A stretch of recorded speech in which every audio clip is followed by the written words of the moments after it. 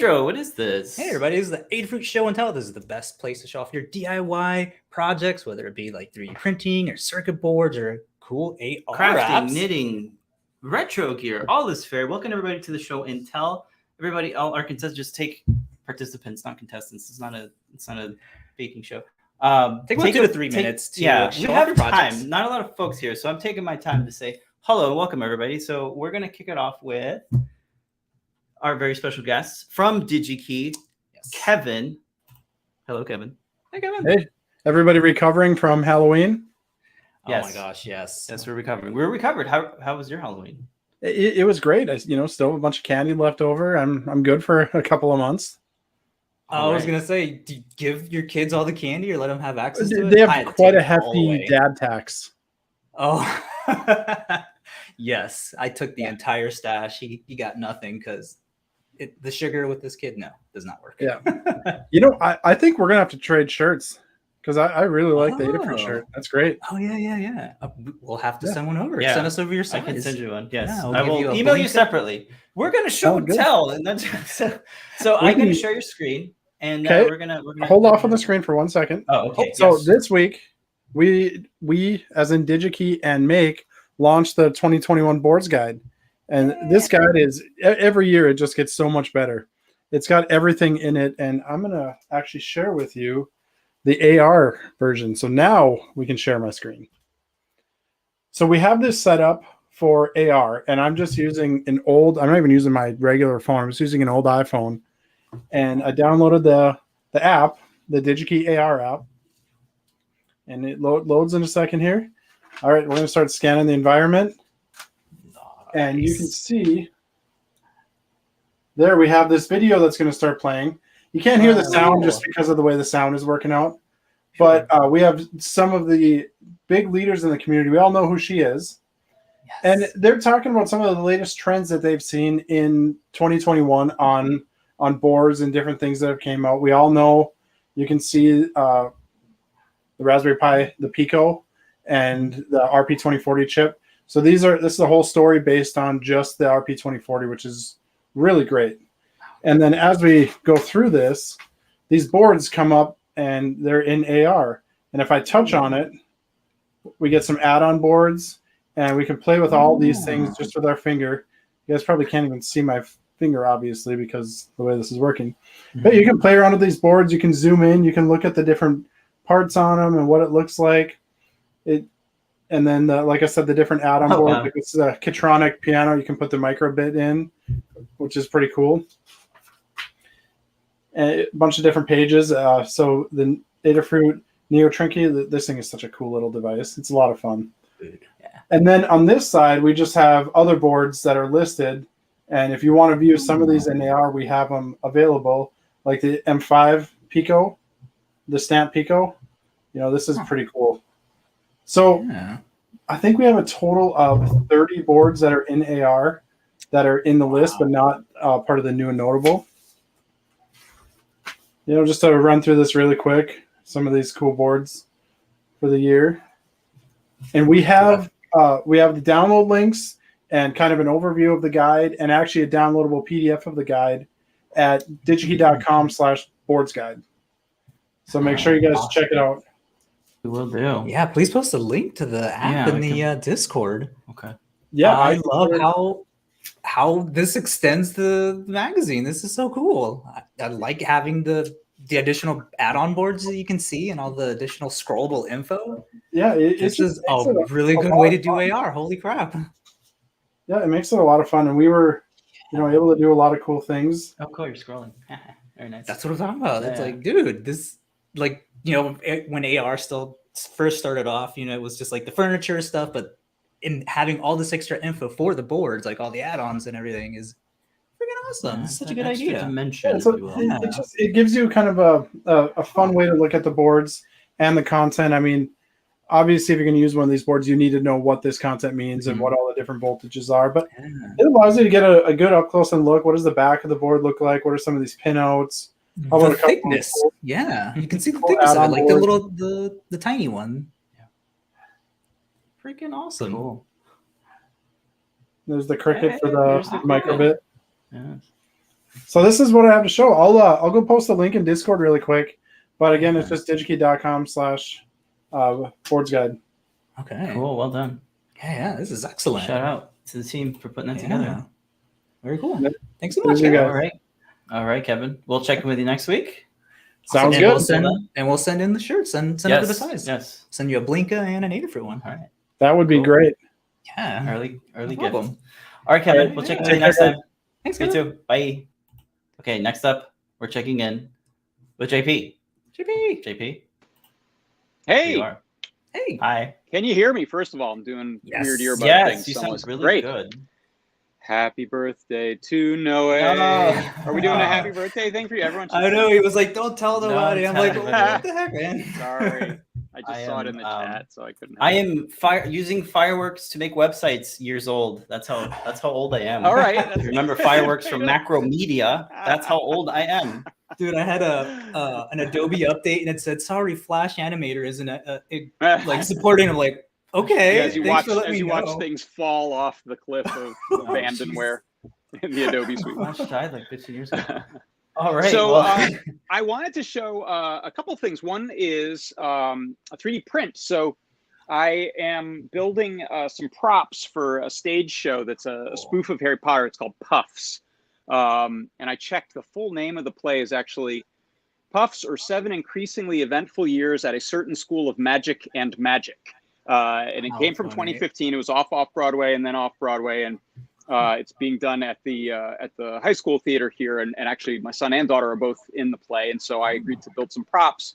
And one of the props they need are some dragon eggs that are, I think, either prizes for an equivalent of the Goblet of Fire games that they do, or something like that. I haven't read this part of the script yet, but they the director had asked for some parents that wanted to help with some props, and one of the props was going to be a golden egg, which was going to be a plastic egg with some picnic spoons like snapped off and glued to it and spray painted. And I said, that sounds fun. And that might actually be the aesthetic you're going for. And I'd love to make that.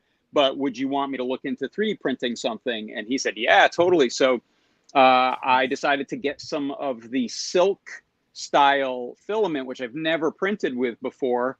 And I'm amazed by it. It has such a great shiny, shimmery look to it with these essentially what I'd call anisotropic specular highlights coming from like a computer graphics world. But when you look at the spool of filament, which I don't have with me here in the shop, the highlights align perpendicular to the spool, and it sort of maintains that that highlight. Even though all the lines are going this way, you get sort of these really nice vertical specular highlights on it. So I found a dragon egg on Thingiverse.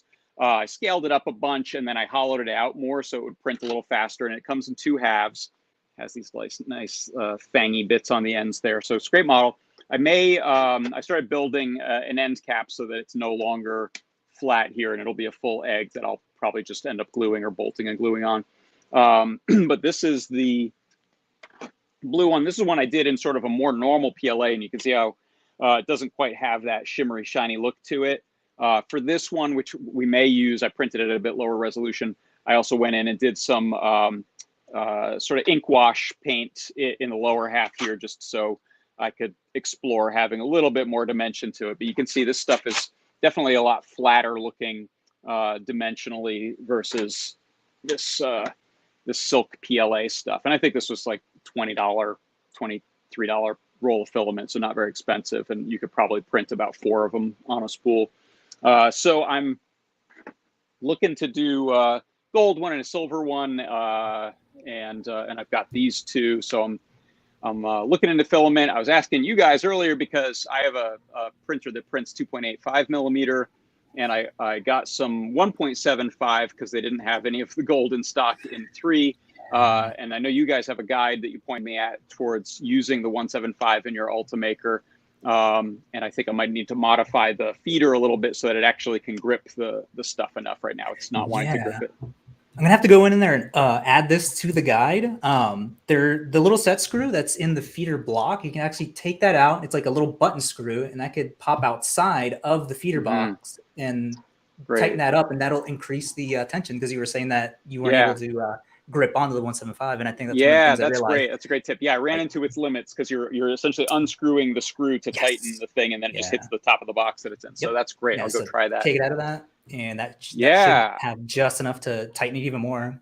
Yeah, good. And if that doesn't work, I may get one of the conversion kits that has like a special purpose-built thing for it's just like a bigger bearing and a couple of little modifications. And I think it has a Teflon tube that goes inside of the Bowden tube. That's so you narrow the tube. I don't know how much that matters, but it's like $75 for this thing. But all the filament I can't currently print with. I'm like, in the long run, I've had this printer for 8 years now or something. I've got a lot of use out of it. It might be nice to switch over to the thinner filament. So.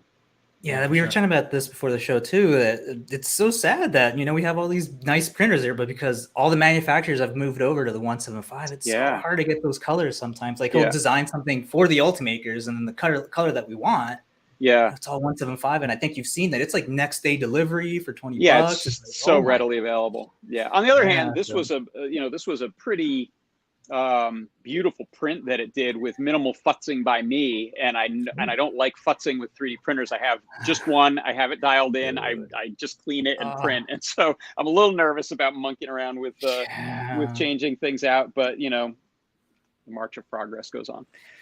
So anyway, that's my. I hope I didn't take too long with that, but I'm really excited because I haven't done a lot of printing in materials that are unusual and attractive like that. So I'm excited about the print there.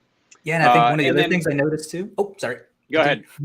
I was going to say one of the other things I noticed too with the silk, that whatever the additive that they add on there, it makes it like a little bit more bendable. So kind of stronger, I think. Okay. Yeah. So it'll flex before it cracks. Kind of thing. Yeah. This was a slow print, the second one, because I wanted it to be durable. So it has like an 18% gyroid infill, and it's 0.25 layer height. So it took about, 20 something hours to print both halves combined.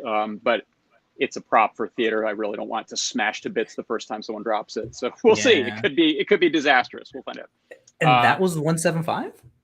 No, this was in my 285. Oh, okay. It's 285. Okay. It just worked. Yeah, it just cool. worked. And then real quick, I know I've taken a ton of time. I will, if you show good. my screen here, I'll tease what I'm doing tomorrow, which is I did a teardown on Halloween, or the day before Halloween on my last show, of this cool doorbell. And now I turned off the sound, but I actually have sound and motors working controlled by a microcontroller. I think I just disconnected another part, so it's probably going to just stop there. Let's see. Yeah. All right. So that's my tease. It opens. Will it close? Will the eyeball move around? I have it now not using its own microcontroller and electronics. I have my own outboard thing. What is that? Tune in tomorrow to find out.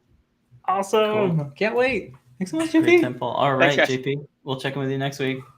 Bye. All right. We saved the best for last. We have Liz, Blitz City DIY. Howdy, Liz. Hey, Liz. Hi.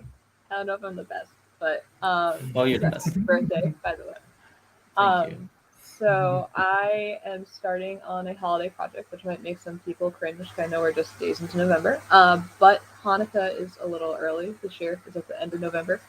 So this is kind of a electronic dreidel project, and right now, just to kind of get it up and running, it's on a 32 by 32 RGB matrix, and if I press this button, it spins, and then it will eventually stop on a character.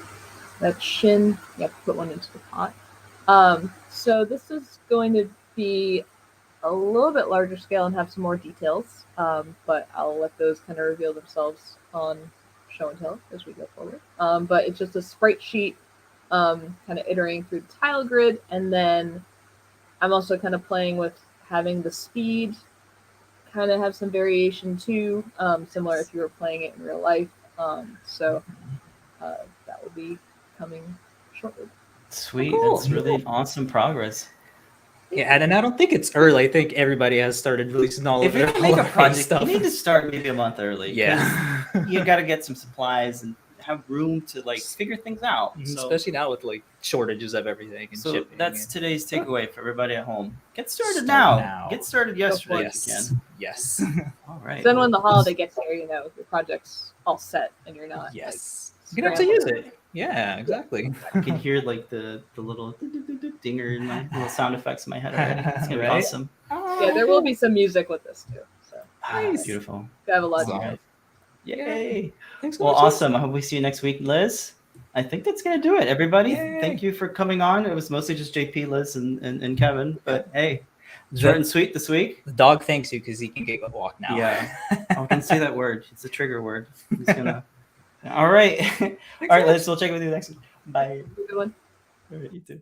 All right, folks. Well, thank you so much. Don't go anywhere. Well, you can go somewhere. You have about 15 minutes until Lamar and Mr. and Mrs. Lady Ada come on and do Ask an Engineer for a whole hour. Yes. So check in like 15 minutes. We'll be here. Yeah. Next week, Good folks. luck, everybody, on your maker endeavors. Until then, remember to Make a great make day. a great day, right? Bye, folks. See you next week.